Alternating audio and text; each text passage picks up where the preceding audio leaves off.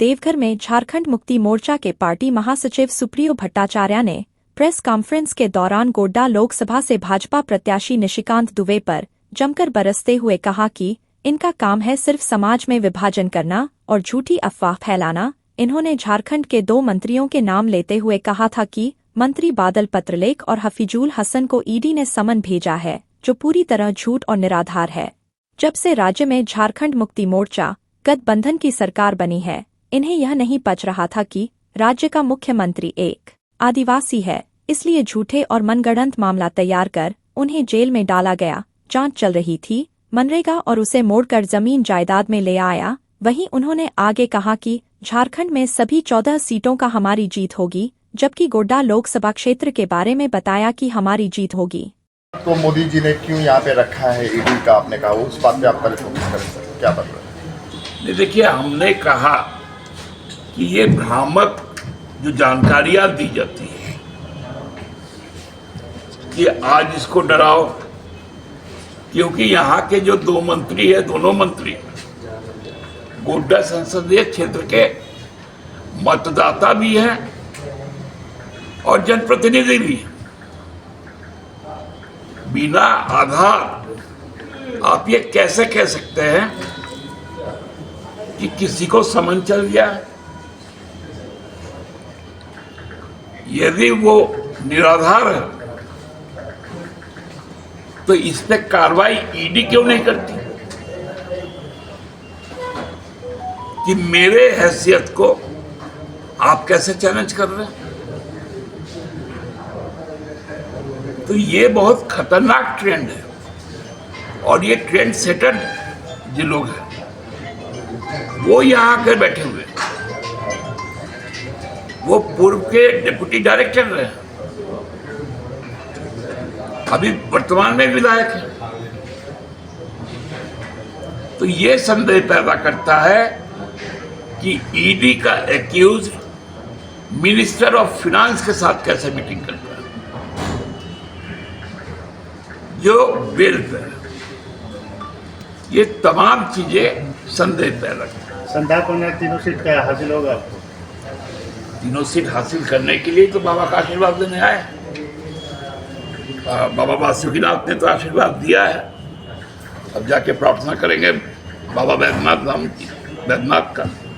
आशीर्वाद के साथ साथ ये भी देखा जाता है कि आपने क्षेत्र में क्या कुछ किया है। आपको क्या लगता है कि झारखंड सरकार ने सचमुच में कुछ विकास किया है? या ये तो जनता आपको बताएगी 1 तारीख को कि हम किस तत्परता के साथ अपने 4.5 वर्षों में काम किया है, और उसका आशीर्वाद हमको 4 तारीख को दिखने को भी मिलेगा। आपने कहा कि मोदी जी जहाँ जहाँ जा रहे हैं वही सीट वो लोग लूज कर रहे हैं, कैसे? अभी तक तो वही ट्रेंड रहा है। अब मैं मुहर तो 4 तारीख को ही लगेगा, लेकिन हमारी संभावना दादा ऐसा क्यों है कि जब निवर्तमान सांसद फ्रंट फुट में आते हैं तो अन्य दल या विपक्ष के लोग क्या बैकफुट की लड़ाई लड़ रहे हैं? कहाँ बैकफुट है?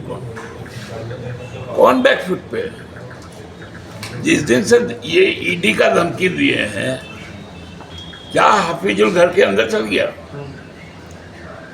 क्या बादल पत्रलेख घर के अंदर चल गया? कौन सा बैकफुट? हम लोग सीने पे गोली खाने वाले हैं, पीठ में छुरा नहीं हो। तो सर ईडी का कार्रवाई में तो आपके कांग्रेस के मंत्री के यहाँ तो मिला उतना पैसा, सर इसको क्या कहेंगे? तो आप कांग्रेस के मंत्री से पूछिए ना, और उनके मंत्री का जवाब भी तो सुन लीजिए। उन्होंने कहा कि ये जो पीएस है इनका, ये तो इसके पहले 5 वर्षों तक सीपी सिंह का पीएस रहा। तो पैसा आखिर किसका है, यही तो ईडी को पता लगाना। जो व्यक्ति 5 साल सीपी सिंह का पीए रहा, वही व्यक्ति बाद में 4.5 साल आलमगीर साहब का रहा। उसके पहले वो विमला प्रधान के भी रहे, संजीव लाल। तो ये मानते हैं ये पैसा उनका नहीं है? हम कैसे बोल रहे? अभी ईडी जांच करे कि सीपी सिंह के कार्यकाल का है या आलमगीर साहब के कार्यकाल का है, कि विमला प्रधान जी का कार्यकाल था। तत्काल आपका इशारा है ना कि आप ऐसा सीपी सिंह या विमला प्रधान का तो हमने बोला क्या, आप तो वही सुने ना। हमने कहा कि उसका पता ईडी लगाए। तो आप तो कह रहे हैं ईडी की कार्रवाई जो है वो रोषपूर्ण है, टारगेटेड है। आपको दिख नहीं रहा है क्या? पूरे देश में आप बताइए भाजपा के किसके पास में गया? और जो 17,000 करोड़ रुपए का जो ईडी ने चार्जशीट जमा किया था अजित पवार के खिलाफ, छगन भुजबल के खिलाफ, वो चार्जशीट अब आज कहां है? ऐसे असंख्य उदाहरण हैं। आप थक जाएंगे नाम सुनते सुनते। उम्मीद कितना सीट पे है झारखंड के बारे में? 14 सीट हमें मिलना चाहिए, लेकिन मुझे विश्वास है 2004 हम जरूर रिपीट करेंगे। पीएमएलए कोर्ट की आपने बात की, पीएमएलए कोर्ट की धारा 19 के तहत जिस तरह से गिरफ्तारी हुई है सीएम की और केजरीवाल की, उस पर सुप्रीम कोर्ट ने कहा है कि गिरफ्तारी अवैध है। क्या कोई स्टंट है पार्टी का इसके आगे? क्या? पीएमएलए कोर्ट की धारा 19 के तहत जो गिरफ्तारी की गई है सीएम हेमंत सोरेन की और केजरीवाल की, उस पर जो सुनवाई है सुप्रीम कोर्ट में, उन्होंने कहा है कि गिरफ्तार करने से पहले कोर्ट का आदेश जरूरी है। ऐसा कुछ लिया नहीं गया था। क्या स्टंट है पार्टी का इस पर? देखिए, ये सब लीगल चीजें हैं। मैं बाहैसियत पार्टी प्रवक्ता, मैं कोर्ट के किसी भी टिप्पणी पर, ऑब्जर्वेशन पर नहीं कह सकता हूँ। जो लीगल टीम है हमारा, जो इन सारी चीज़ों को देख रहा है, वो आपको। गिरफ्तारी वैध है या अवैध है ये? भैया वो मैं निशिकांत दुबे नहीं हूँ कि मेरे पास जो अधिकार नहीं है उस पर भी बात करूँ। निशिकांत दुबे लगातार ये कह रहे हैं कि हेमंत सोरेन तो अच्छे आदमी हैं, लेकिन Kalpana Soren is the main culprit behind this. क्या कहेंगे इस पे? अब मत बुलवाइए, नहीं बोल दीजिए। इसलिए मत बुलवाइए कि इससे उनके चरित्र का उजागर होता है।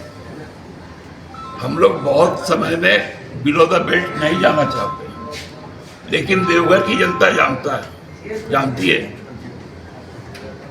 कि कैरेक्टर एसिनेशन यदि हम लोग करना शुरू करें तो लोग आईने तक को भूल जाएंगे। कितने आश्वस्त हैं गोड्डा सीट को लेकर? 110%। 110%। दादा गिरिडीह जीत चुके हैं। নিশ্চয় ওই যে বললো জয়রাম এখানে খেলা করেছে নাকি? জয়রাম মাতো ওটাই তো ভালো করেছে। ওই সিটটা সিওর। देवघर झारखंड से बैद्यनाथ प्रसाद यादव की रिपोर्ट देखते रहिए आपका अपना चैनल आंचलिक जबरें, अपनों की खबर आप तक।